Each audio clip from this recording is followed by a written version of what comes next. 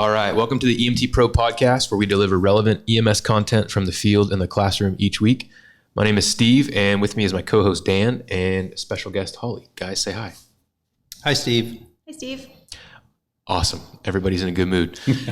So as a reminder, each episode of this podcast gets you 1 full hour of CE through our partner, emt-ce.com. So head over there for more information.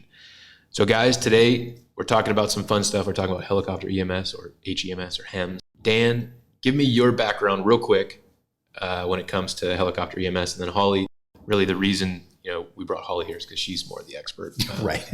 I've been with my agency for around 17 years. I started in 2001. Took about a year off just to kind of regroup myself. And going strong. Hopefully got a couple more years left in me. Awesome.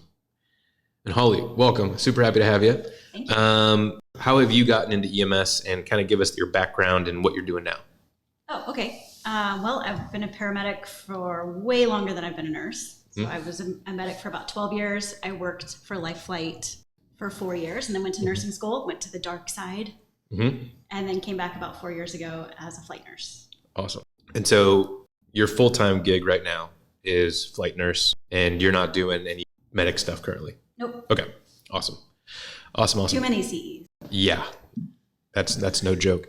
So what I want to do with this episode is kind of touch on a broad spectrum of stuff when it comes to everything HEMS related. So obviously flight medic, flight nurse with the two of you, but let's talk a little bit about the education requirements to get into that spot, because going to paramedic school or going to nursing school simply isn't enough, correct?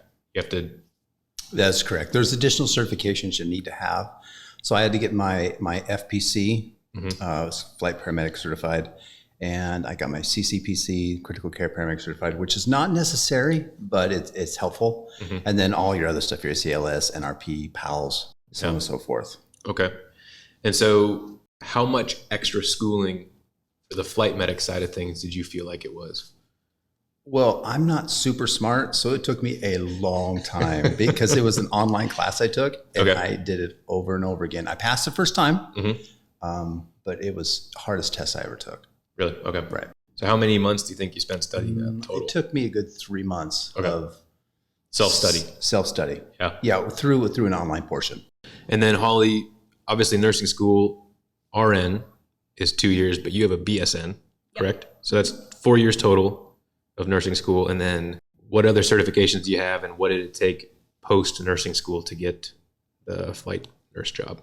I think the biggest thing post nursing school is experience, first of all, because I think that's where you learn how to actually be a nurse. It's on the floor in the ICU. From there, I got my certified emergency nurse. Okay. And then as a flight nurse, you have to be get your certified flight nurse, which is similar to the FPC. And I didn't study for my test. Of course you didn't. Oh, yeah. Oh, that's test awesome. Anxiety. So I just wanted to see how it went. And you passed first time? I did. Oh, my. Nice. I'm not saying I'm not recommending that. Right. That wouldn't be your recommendation. But, as you go along in your career, and especially coming to Life Flight, there's a lot of critical care aspects that you don't learn specifically in ER or specifically on a floor. Some of those things are ICU related. And once I came here, though, you get your advanced life support in obstetrics.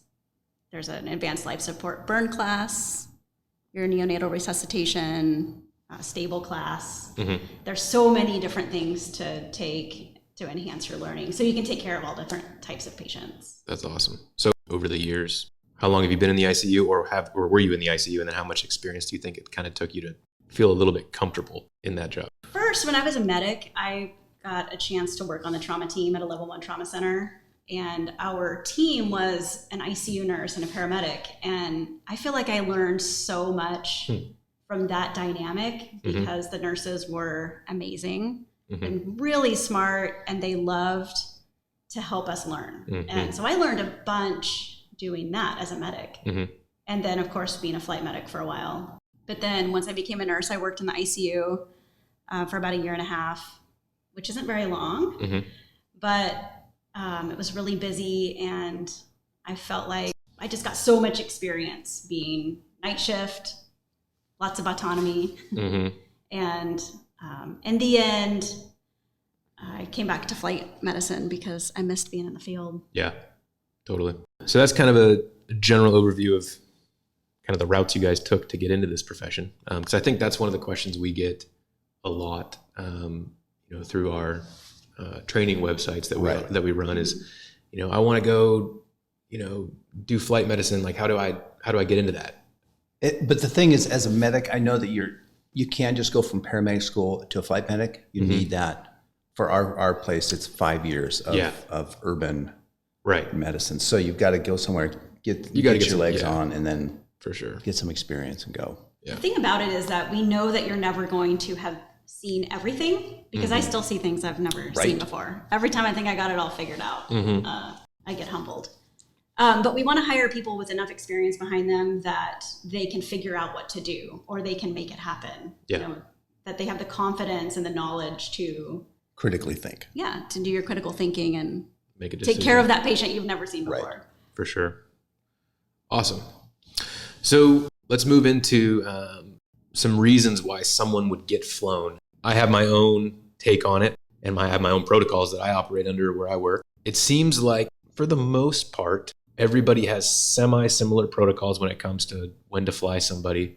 It usually depends on your geographic location, and it usually depends on essentially the protocols that you have for things like airway management and for, the more critical ALS type stuff that we do. So does that sound kind of what you guys have seen, or do you guys feel like there's a big wide range of stuff or? It all depends on where you work. I have worked out in the desert area where you would fly someone that is not critically injured because they don't have an ambulance to take the patient with a broken leg to the hospital. Then I've flown someone from less than a mile away from a level 1 trauma center because the patient needed to be extricated, needed blood, and needed a chest tube. And so that was good thinking on both parts of that, because the BLS people knew they couldn't transport, so they needed somebody, and that was us. And then the ALS providers in the big city knew that we offered blood, we offered chest tubes, ended up saving the life. Wow. Holly, what do you think? Has it been your experience that it's really about geographic location? Yeah, it depends on where you're at, right? Like you said, for your agency, you're really close to a level 2 trauma center, so you might not fly as many people. You also have a lot of advanced life support people. And a lot of agencies don't. Outside of the cities, it gets rural really quickly, and some people just have BLS. Some people have one paramedic that they might not want to take out of the system to do an hour-long transfer. But one thing that we stress is if you need to fly anybody that has something time sensitive, it doesn't have to be trauma, which I think a lot of people associate flying people with trauma. All the traumas. But don't forget STEMIs, strokes, kids, anything time sensitive in that nature is flown. I mean, if we were to drive to a level 1 trauma center from here, it would take 2 hours. But to fly from here, it would take about 30 minutes. And so when you think of it in that way, the time saving that you can get from flying it's pretty awesome. It is. Do you guys ever find that people are flying patients unnecessarily? Not in this area. I don't feel like. I think their first impression of the patient, they think, oh wow, this is pretty bad. They start us, they get us coming, we land. Maybe they're not as bad as they thought they were, but at least they had that forward thinking that there's a possibility there could be internal injuries. Let's get this patient over there. When I worked over in the desert area, we would fly people that sprained their ankle. Yeah, that's a bummer. Yeah, right. That's a big bill. But then, once again, it's the location and what the services have to offer. Yeah, and I think too, working in a level 1 trauma center, we have trauma guidelines, right? Like if they meet these criteria, they have to be a trauma system entry. And then there's also paramedic discretion. And I have to say, like the paramedic discretion patients that don't meet the criteria, a lot of times end up being really sick. And it's just that gut feeling you have that, whoa, totally. This could be really bad. So even though maybe we get the patient to the hospital and we didn't do one single thing for them, except get them there quickly. Right. That doesn't mean they were flown unnecessarily. Right. So Sure. that gut feeling you have, it's like, I don't really want to be in an ambulance with this person for 2 hours. I think they're going to go downhill. That's critical thinking. Yep. Right. You need to go with it. Go with it, because Totally. a lot of times those patients end up being really sick later on. Let's talk about a normal day for you guys.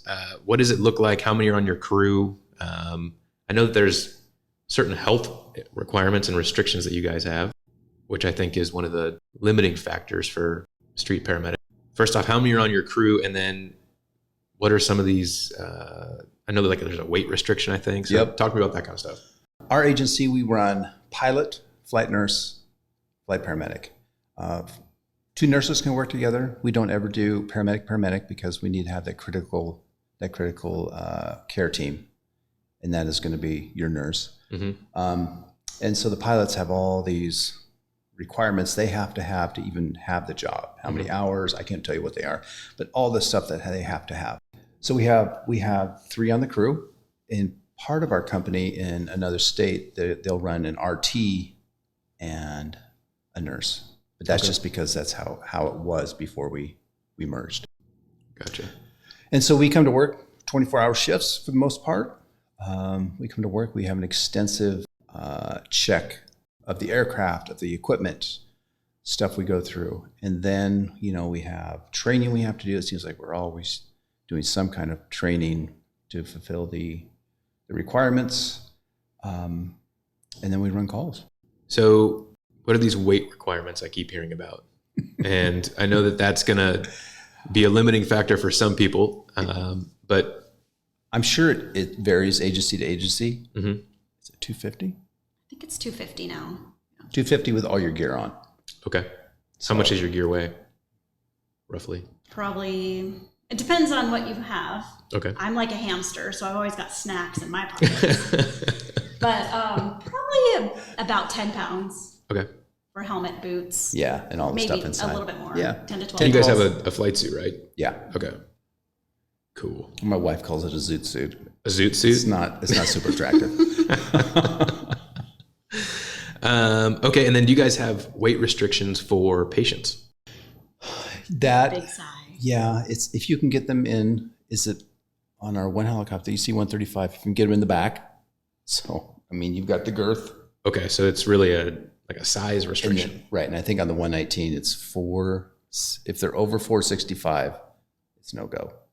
That's a lot of weight. That's a lot of weight, but that's not out of the possibility not range. at all. Yeah. But the good thing is if we have a patient like that and Holly and I are working together, we can do single medical attendant and I can stay behind. And then Holly's You on can't her see the own. middle finger that Holly is extending at Dan right now. But you still have to That's rewrite the rad. chart. I still have to over with the chart, but Part of the weight restriction is that we have 3 crew members, and then we're going to have a patient, and we also have fuel on board and weight restrictions for that as well. So if we have a really close-in scene call, the pilot figures out every morning what our weight off the ramp is, and that means if a patient were to roll up to the helicopter right now, and we're going to start up and take them, how big can they be? Gotcha. So we have we're 300 pounds off the ramp this morning. So Okay. if we fly to a scene call that's 15 minutes away, that will still increase our weight because we're burning fuel, which is very heavy, but it might not burn enough if we Right. have a 400-pound patient. So there's other things we can do. We can Right. burn off fuel for a while. We usually always stay hot anyway. The pilot can go fly around while we're on scene. we can or leave equipment on We scene. can leave equipment on scene, all kinds of different things. So we Gotcha. don't normally, I've never flown single medical attendant. It's awesome. And I never will. I'm working with you from now on. So 24-hour shifts. 24. Yep. You guys get to sleep if you're not on a call? Yep. Okay.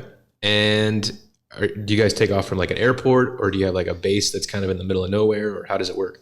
Generally, they're at airports. Okay. Yep. And at our base, we have a jet for fixed wing stuff and then a rotor. And Okay. so we will staff whatever call comes in, we'll do. Okay. So you're not just signing up for working No. on a helicopter, you're working on fixed wing as well. Correct. Okay. And ground. If the weather's down and a transport comes in close by, we can do ground.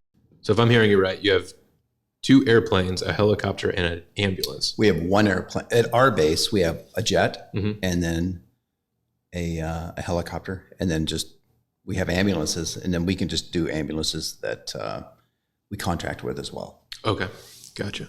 Some of our bases, though, are in the middle of a field somewhere in a rural area. We don't really have, I think, we have a few bases that are close into big cities, but most of them are all in rural locations. So we're closer where people might need us. You know, I'm thinking more along the lines of a fire department here, or even really a lot of EMS agencies, but do you guys have like a physical ability test or physical like exam that you have to pass every year or anything like that? My hearing, I got to make sure my hearing's good. TB test. Okay. I have no grip strength. They have not caught that yet. Okay. So we won't tell them. Better edit that part out. right. Yeah. So we don't have any physical agility tests that we have to pass. Sounds like just like maybe an occupational medicine appointment and you're good. Kind of. Yeah. Yeah. Cool. All right. So that's kind of what a typical day might look like, or, you know, at least, you know, some of the requirements to do a typical day. Let's talk about what a call looks like and, you know, kind of start to finish. So let's start at the call. So Yeah. let's say you're going to a call. Yeah. Let's say it's me and I'm like, I need to fly this person because You haven't got there yet. So you're looking on your little MDC, your little computer, and you see that the patient has been in a car wreck. Okay.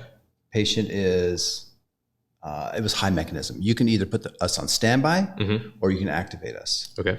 before you even get there. So if the patient, it says the patient's unconscious, it might just behoove you to activate us because you can always cancel us. Right. So we go, we get all ready, we get our stuff together for on standby. We'll get our stuff together. We'll go out, we'll do a walk around on the helicopter, make sure everything's good, and we'll just wait. And so you've contacted your dispatch has contacted our dispatch, which is in another state. Okay. But it's just a phone call. Okay. And then they're the one that dispatch us. And so once we're activated, What does that sound like? Is it a phone call that you guys get? Yep. Or is it like tones? phone call. Okay. Yep. And all they say is standby scene call. Yep. Okay. And the city. Yep. Or They the don't tell us town what or it is. whatever. We're not allowed to know what calls we go on. And the reason for that is that puts extra pressure, Yeah. especially on the pilot. Let's say it's a pediatric trauma. Right. You know, maybe he's got a kid at home and, you know, Right. he wants to get there at all costs. So Yeah. if he doesn't know, that's better. Yeah. Okay. Okay. Keep going. So So you've activated us, I've activated you. right? We're You said I put you on standby. standby. So that Is that the means same thing? we get all of our stuff together. Okay. We're out the helicopter. Now What about your pilot? What's he or she doing? he's done his walk around. He's all set and ready to go. We're Okay. just But he's sitting not there. like starting the engines up or anything like that. Nope. Okay. So we're waiting. You activate us. Then he goes, he starts it up. It's probably a 4 to 5 minute process to get that from, you know, not running to liftoff. Because there's all these checks you have to go through. It's not like an ambulance where you can just start it up and start driving. Right. It takes a little bit. And then we have Plus coordinates. tower clearance. Tower all that. clearance, right. And then we're en route, we're going, and then I will call you on the radio to get LZ instructions. Okay. And so you'll give me where the LZ is going to be, what overhead obstructions are, what it looks like, where's the wind, anything that I need to know that might be a potential danger to the rotor staff. And then we land. We will get our airway bag and our med bag, get in the back of the ambulance or wherever you may be. If you guys got everything dialed in, there's no airway issues. We're in there for 2 to 3 minutes tops, and then we're out. And we load the patient and off to the hospital. Awesome. So what's the furthest you guys can travel, generally speaking, if you have a full tank of gas? Or I'm sorry, jet We usually fuel. keep about 2 hours of fuel on, so hour away and an Okay. hour back. We have to have a certain amount of reserve for fuel on board, but you know, we typically, I don't know, we can go anywhere from a 5-minute call to an hour call away. Okay. An hour where we are, it's generally super quick and then just quick to the hospital. There's some places that have an hour leg where they have to transport to, so Gotcha. we're pretty fortunate. Gotcha. So then, okay. So I guess obviously if you're working 24-hour shifts, you guys are running night calls as well. And so how does that change what you guys are doing, or maybe does it heighten anything that's going on with the call? Like what are your typical feelings about night calls? And then what does that change as far as your operations go? Our, what is it? The seal, what do they call that? Ceilings. What No, so in the daytime, our minimums are that's it. 1,000-foot ceiling and 3 Okay. miles of visibility. And at night, obviously it's still 1,000 feet for the ceiling, but we have to have 5 miles of visibility. Okay.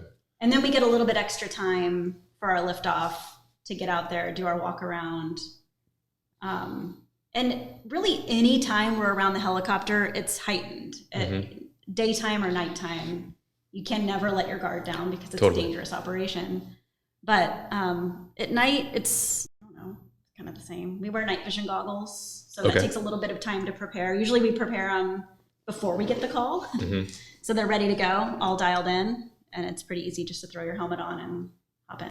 I don't know how you could ever just be willy-nilly around one of these aircrafts. They're so loud.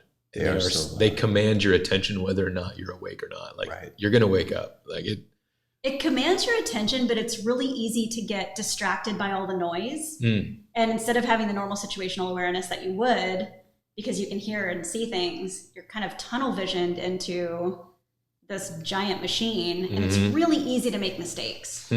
And that's why when we have the EMS crews come in, we all come in as a group. Totally. And we all leave as a group so we can keep track of everybody. It's very easy to get distracted and just step backwards a few steps.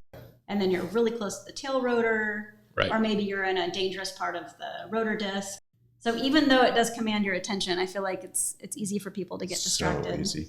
That's why everything I do is routine. I'm a very routine guy when it comes to that, because if something is off my routine, then it sparks something up here. Yeah. And so I stop. When I get out of the helicopter, I actually stop to think, okay, which way is the tail rotor? Physically every single time. So Interesting. I like that though. I mean, that's kind of how we operate on the fire ground, and Right. you know, in back of ambulances, we have our routines. We do it every single time, and then when something's off, it really piques our interest. Awesome. You have a pilot, and then you have a crew of two. Yep. Or not a crew of two, but you know, 2 medical providers. So, what does it look like as far as communication between you and the pilot goes? Is there much? Is there very little? There is, because we are part of the flight crew. We have to, our eyes are always outside when we're not taking care of the patient. We're making sure everything's going okay on the inside. We assist him if there's any type of a in-flight emergency. For me, the medical stuff is so much easier than all the aviation and safety stuff, because there's so much more to think about. And, you only do it a few times a week, as opposed to like you work in an ambulance and you're going on 20 calls a day. Right. So, Holly? One thing we start the morning out with is a safety brief. And so every morning, probably within the first 30 minutes of our shift, we sit down with the pilot and we talk extensively about weather, where we can go, how much fuel we have, what's the moon going to be like tonight, if there's anything that we need to go over on the aircraft, like maybe we have a different aircraft today and I'm not comfortable unplugging the start cart or something like that. That's my time to tell the pilot. What's the start cart? Sometimes when we start up, we have the external battery plugged in. Oh, okay. And part of your duties is to unplug it, shut the door, take it over. And so if that's something I'm not comfortable with, that's my time to take ownership of that and talk to the pilot and get everything squared away for the day. We talk about a safety topic every day. And it could just be that there's a lot of birds in the area, or it's Saturday and there's a ton of people flying today. Okay. What else is covered in the safety brief? It depends on who does it, but Right. it's pretty extensive. Some are really long and some are really short. Yeah, it takes quite a while. And so that kind of opens up the communication there, especially if it's a new pilot and you haven't worked together as a crew. New flight crew. New flight crew. Yeah. Are you guys helping him or her navigate where you're going? Or is it like, It's all in GPS. And Okay. so we'll give them the numbers. And then we're always looking, like if we're going to sync call, we're eyeballing like where are the lights, emergency lights. Gotcha. Let's talk about, I know that there's certain requirements that you guys have throughout the day on what you can fly in and what you can't fly in. Right. What are those things called, and what are kind of the limitations that you guys have as far as the weather goes? This is where Holly does a really good job. Go ahead. Well, it depends on what aircraft you have. Some Okay. aircraft are VFR, which is visual flight rules. Mm-hmm. And that means that you have to be able to see where you're going and you have to be able to see the ground, Okay. basically. And that way, if there was an in-flight emergency and you had to land quickly, you have visual reference of where you're going. At night, if you're VFR, that's where the night vision goggles come in, because it does give you a visual reference to a horizon or somewhere like a ground Right. lights or something like that. If you have an IFR aircraft, which is instrument flight rules, then you can fly in the clouds. You don't necessarily have to see where you're going. And there are limitations to that too. You have to have radar navigation or GPS and land at an approved place, just like an airplane. So Okay. you're basically flying with instruments like an airplane. Right. And The tower's controlling where you go, they're telling you what to do, and as you come in for your landing, you're on a GPS approach. Okay. If that makes sense. Mm-hmm. We can't fly in icing conditions ever, so if it's snowing, that's probably okay, but we can't fly through clouds above the freezing level. Okay. Does that make sense? So like if the freezing level's at 3,000 feet, we can't fly into the clouds at 4,000 feet. Gotcha. So there are limitations there because we don't want ice to accumulate on the rotor disc. that would not be good. Yeah. That'd That be a would bad not be day. good. We don't have, those fancy rotor motors or whatever they're called. So that's limitations for our company, really. And we have a really good mix of IFR and VFR aircraft, depending on the location of the aircraft. It's better to have IFR capabilities For sure. versus VFR. And I think that's one of the problems that the ground crew, they don't understand. Where they are, they look up and they see blue sky. Right. Where we are, we may be in a fog bank, and so we can't lift. And so we're not trying to get out of the call. It's just we can't take off. Yeah. You can't do it safely. So And the FAA regulates it pretty heavily because HEMS has a High death rate. sketchy past. it does. Yeah. If there are no limitations, then people get really into revenue and taking the flight, and people feel Right. pressured. Right. But making that objective, which is you have to have a certain ceiling and you have to have a certain visibility, it So really helps. what are the to ceiling do and that. visibility limits? 1,000 feet to take off for Okay. VFR, Okay. and during the day is 3 miles of visibility. And so that's basically walking out and seeing roughly 3 miles left and right of your base. Yeah, and the pilots, we have to go off of radar reporting and things like that. But if it's reporting great, and the pilot walks outside, we all have these things we look at, like, oh, I can't see that hill over there. That's 5 miles away. Right. Okay. That's a good visual clue that we're below minimums. Because at night we need 5 miles of visibility. And if one of us doesn't feel comfortable, it takes one person to say no, and we don't do it. Okay. So 3 to go, 1 to say no. And actually, it's 5 to go now because we have in our control center, we have an OCC that can turn Dan down missed the that call memo. as well. Yeah. Nurse. That's right. But let's say when a call comes in, the pilot's the only person that can say yes based on weather only. Because again, we don't know what call we're going on. So they look at the weather, can we safely make it from point A to point B? And then we agree, yep, let's go. But at any time, Dan's right, we can say, I don't like this. I think the weather's going down, we need to turn back. And there's usually a discussion, but no question, we'll turn back. But we do have an operation control person in our comm center, and if they can see something we can't, or they don't like the way the weather looks, they can also turn down the call. Gotcha.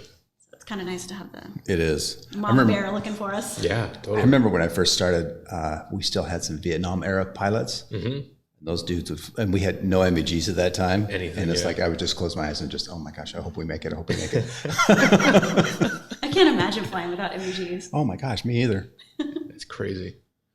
Okay, so let's talk about getting to the landing. So you guys have been called to a scene and you guys need to land. What are some best practices that you love to see from ground crews that help with a good landing zone, with, good communications?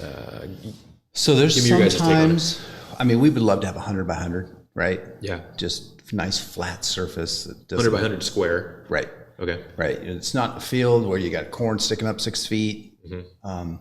But sometimes that can't happen. Sometimes we're landing in just a small spot in the middle of a tree, in the middle of the trees.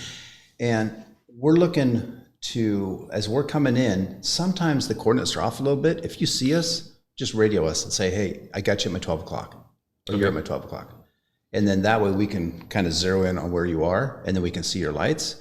We don't want you shining stuff at us, but if we can see your lights, and I'll give you a verbal that we see you, and then we'll do a pass through. We'll go around, check out the LZ, and if a pilot doesn't like it for some reason, because we can see a lot more up above than you guys can see below, we can maybe choose an alternate, which isn't what we like to do, but just for safety wise, we'll sometimes do that. Yeah.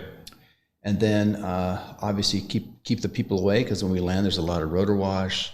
And then I'll get out and I'll look for a tail rotor guard. And the reason I want a tail rotor guard is because the pilot's sitting there hot. He's running hot. And so that tail rotor is spinning. He can't see anything behind him. If I can put someone at his 10 or 2 that's looking at him and the tail rotor and can let him know if someone's coming in, keep people away, that's ideal. So that's my job as I get out. And I'll let Holly go to the ambulance. I'll find someone that'll meet up with her. Awesome. What do you got to add to that? Well, one thing to add is that if we do choose an alternate LZ, it's no it's not a disrespect. personal shot. Don't take it personal. Most of the time people do a really good job finding a good LZ, but a lot of times maybe you don't have that extra person to go and hunt down the LZ. Yeah. And some places have designated places, like we always go to the football field. Right. It's one town. But some people don't, or you're out in a rural area and it's just really hard to drive around looking for an LZ. So if you ever need help with that, just radio your helicopter crew and say, we can't find a good LZ. Can you see something? Or something like that. And if you don't have it set up, we'll land ourselves, yeah. Yeah, or we'll hover and wait for you guys to get it done. We would much rather be hovering and waiting for you than have you on the ground waiting for us. So no pressure for this hovering. It's okay. Yep, we're totally good. Yeah, We're flying. Just probably so it's talking super about cool. dinner anyways. Yeah, Right. You guys are doing what you want to do. Right on. The other thing about LZs is let us know when you have us in sight, because it's really hard to find you. Even if we have coordinates, it's actually really hard to find the little Tonka trucks. Right, Yeah. exactly. Unless it's at night, and then we can see you Right. guys from forever away. Just a cone with a flashlight, we can see that forever under night vision. Oh, wow. It's like, it lights up. Pretty cool. But yeah, just have a good LZ. Good communication is really important. If for some reason communication fails, which it does, we'll still land. But The radios are a challenge. They're a challenge for me. You get, because you're calling someone in another state and telling them what the radio frequencies are, and maybe something gets lost in translation. And if I don't know, like this particular fire department uses this TAC channel, I'm back there just. and we use 800, VHF, UHF. Yep. In our area, we use all 3 radio frequencies, and so Okay. there's hundreds Yeah. to know, and it gets a little bit confusing. Craziness. So 100 by 100 square is what you're looking for ideally. And then how do you like those marked off? Or what's your preference, I guess? Something that doesn't blow away. Okay. So they generally have these little beacons. There's beacons or cones, something like that. Okay. If you're going to use flares, just know that we will blow them away. Yep. So we have caught many a field on fire with the flares. But if it's on the road and you know that it's going to blow away somewhere safely, that's okay. But as the rotor wash is at full power coming in, that's like 150 miles an hour. Yeah. We blow over porta potties, all kinds of stuff. So just know that whatever you've set up is probably going to blow over, and make sure it goes to a safe location. So. Gotcha. And if you see something we don't see, we're doing our approach, just call us off. Okay. What would that sound like for radio Abort. traffic? Abort. And then he will, or she will. And that doesn't mean we're going to go home. No. Right. It just means we're going to find stop what someplace we're else. doing. Yeah. find a new and way to come in. reestablish some communication. Okay. And then what about patients you can't take? Are there any types of patients that you guys basically can't have in the back of a helicopter? We already kind of talked about weight limitations, but what about? So if they're combative, we will most likely take their airway. We can't take a combative patient in the aircraft, safety-wise. Tell me about active birth. I mean, if there's something coming out, we're not taking it. Okay. So we'll We take have care of some that. limitations there. Right. If we're having a baby, we're going to have a baby first. Right. Yeah. And then go. Okay. What else? Can you take cardiac arrest patients? Yeah. Okay. Yep. And are you guys doing compressions, or do you guys have a? We're doing compressions. We'll take if someone's got a Lucas device or Yeah. some other unnamed CPR device. Right. Yeah. We'll take it with us, but we don't carry those on the helicopter. No. No. So we'll either do CPR, and it depends on we're doing CPR on scene. Should we be transporting this patient Right. or not? And if we deem yes, then yeah, we'll do. You guys gonna have a discussion with the Right. ground And crews? we'll see what your protocols are, because I know where the fire department I work for, it's 30 minutes. Okay. We'll run a call for 30 minutes, a cardiac arrest before we transport. And so we'll see where you are on that and how we're trending. And then have a discussion with you guys.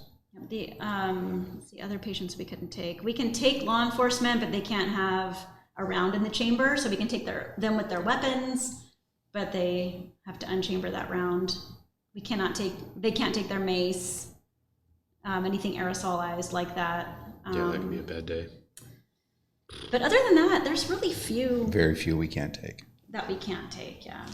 Awesome. If for some reason they're a weight restriction and I don't feel comfortable as single medical attendant, maybe because they're really sick and I'm going to be really busy, we can always take that person by ground. We can always offer that too, to go with the ground crew. When we do that, sometimes we'll go into an area and the weather was great coming in, but we can't get out. Yeah. And so we'll hop in the back of that ambulance and off we go with you guys. Interesting. That's a lot of information, man. You guys are you're killing it. It's doing really good stuff. I think a lot of people are going to be getting a lot of questions answered from this. So what I want to do is go over a call real quick with you guys, and then kind of throw some questions at you that I have just as my own personal interest, and then I just want to get your guys' take on it. So the station I'm at covers a large portion of a rural part of our county. And so just for some background, I work for a fire department that transports, and we have a system that runs dedicated ambulance and EMS crew, ambulance and fire crews, but everybody is trained to about 50% are EMTs and the other 50% are medics. Dispatch with a 3-person crew on an ambulance to a motorcycle wreck up on, it's called a mountain. So it's a pretty big, hill. I don't really consider it a massive mountain, but it's got some tight roads, and, motorcyclists love to take their bikes up there, and, it's pretty challenging. And once you get to the top, there's this massive parking lot and a bunch of trails that you can take to go down the various sides of this hill. So it attracts a lot of people for, recreational purposes and things like that too. So we get dispatched for a motorcycle wreck, and the rural district sends a QRT out there, and they get there in about 20 minutes, and we're about 10 minutes behind them. So they radio to us that, hey, we think we should fly this patient. He's a 20-year-old kid who basically took some trauma to the chest from the handlebars of his motorcycle, kind of dumped it into a ditch, taking a corner too quick. So he's short of breath, feeling anxious. They want to fly him. It's like, yeah, absolutely. So we launch you guys. I believe it was your agency that showed up. And we get on scene and we confirm, yep, this kid is going to need some help. So we get him in the back of our rig, and we're communicating with you guys because by this time you guys are in the air and asking for. I think you guys had wanted to know where are we landing, and we had told you we're going to go to the top of this hill, big parking lot. We're going to get everyone out of there, and then we're going to radio to you once the LZ is ready. It's probably 11 or 12 o'clock at night, so it's pitch black, and we get to the top of this hill, and it took us like 5 minutes, even with county sheriff's help to get everybody out of there and get all the cars out of there. And luckily we were able to do so. There wasn't a bunch of cars intermixed in the parking lot. So we actually got to empty this thing and have it all to ourselves. And I would say it probably could hold 30 vehicles maybe. So it's not small, but not, not massive.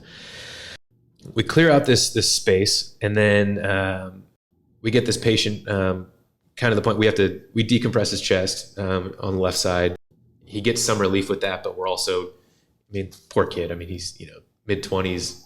He just watches us put a needle into his chest and is freaking out, right? Like he gets some relief with that, but he's still like super freaked out. And so we're working on giving him some Ativan, and I have to get out of the back of the ambulance to go help you guys, or to go, basically say, hey, LZ's set up, and do all the radio comms and not interrupt the other two people who are managing the patient.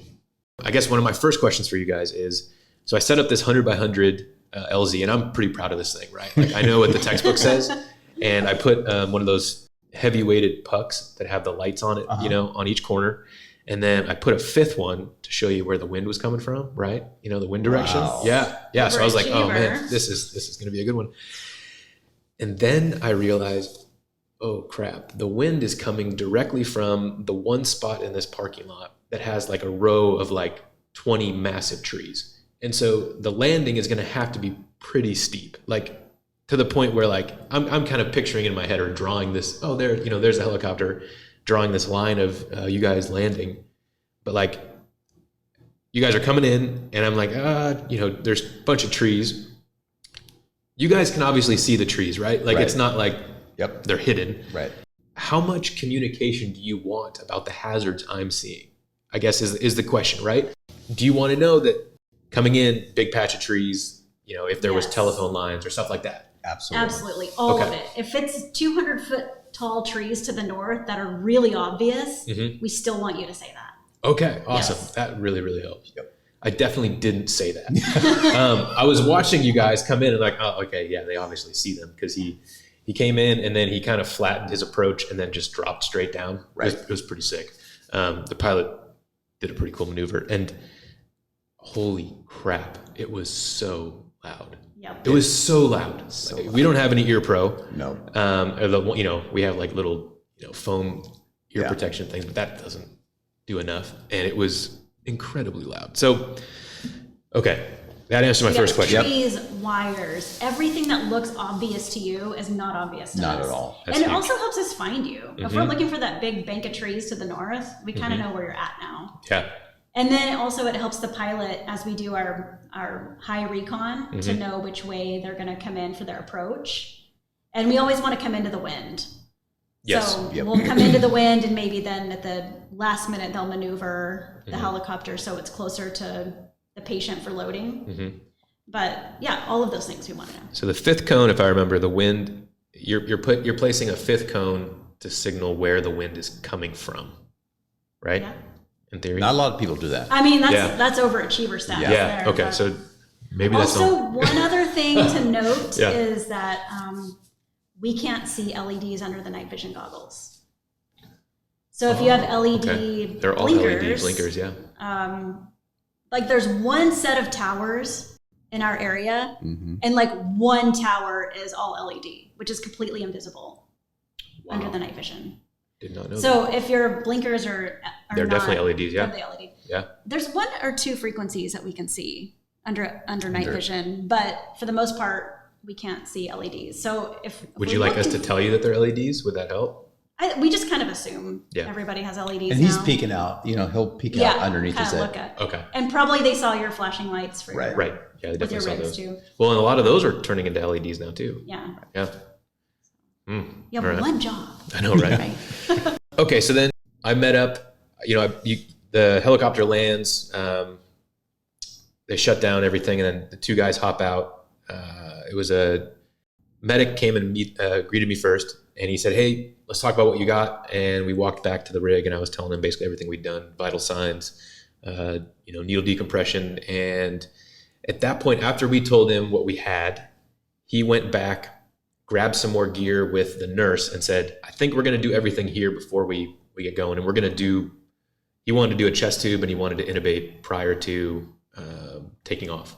And so that information got relayed to the pilot, because then the pilot shut everything down. And it was completely silent. It was really strange. I love it when that happens. It was really strange to go from, the loudest noise you've ever heard to just silence on top of a hill. It was actually kind of peaceful. It was like, oh, I can hear you talk. Hey, how are you doing? Okay, yeah, hey, good, man.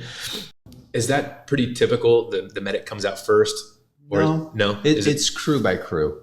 Is it just whoever's comfortable or whoever's up? It's really who needs the tube. Okay. I need a tube today. I'm going to be on airway. Okay. And that airway person is the one that'll go in the side of the ambulance up by the patient's head. Okay. And then the other person will come in by the feet. Okay. To do their secondary or their primary assessment. And that's kind of how we do it as a crew. Right. It doesn't really matter if you're the nurse or the medic. Okay. So you guys are both doing airway management. Correct. Okay. Yep. And this was just more of an observation. The thing that I loved the most about that call was watching the medic and the nurse interact with one another. They bounced every idea that they had off of the other person, and they said, hey, I'm going to make up a name here, but Joe, this is what I'm thinking. I've got this, this, and this. I want to do a chest tube here, and here's my landmarks. And they just, not only did they verbalize everything they were thinking, but they also got confirmation or a question from the person who was listening to it. And it just seemed like it was such a good flow of really teamwork to watch that whole thing play out. We really try to stress the closed loop. Yeah, definitely closed loop. It was not open loop at all. Everything that got said was, addressed with a positive or a question. And then they went forward. We usually try to involve the ground crews with that, because you've been with the patient much longer than we have. Mm-hmm. Yeah. And we're not there to take over your patient. We're there as an additional crew member or team member. I mean, but from a ground crew perspective, I'm 100% okay. Just, hey, we made the call. we did the cool thing we wanted to do. We got to get back in service. Like, let's give this thing over to you, right? But I'm just kidding. But I think the thing that I really appreciated was, like you said, they did involve us, and they did say, tell me about the decompression. What were your guys' signs, and what were your protocols for performing one. And so, we had to basically walk them through the definition of tension pneumo is for us, and what we saw to get us to that point to perform the procedure. And then, we walked through the vital signs we had. And then from that point, we're kind of all enamored, because we don't get to see a chest tube get put in every day. Right. So we're watching that happen. And then we're also voicing, I think it was every 3 minutes we were taking a new set of vitals. And so we were throwing those out as they became available. Yeah. We, as a crew, helped load the patient in, and the medic and the nurse were very, very good about letting us know what to expect. And then the part that was honestly a little freaky in the whole thing was the heat coming off of the back of the helicopter. So you were doing a rear load? We were doing a rear load. And he was hot by that time? Yes. Oh, it's horrible. Yeah. And it was like, oh man. Is like right in your face, and it's about 400 degrees or something. Yeah. I mean, it was like, shoot, if I looked up, I could actually probably get a burn. Yeah. And I try to, like you said, warn the people what's going to happen out there, how loud it's going to be, how hot it's going to be, how smelly it's going to be.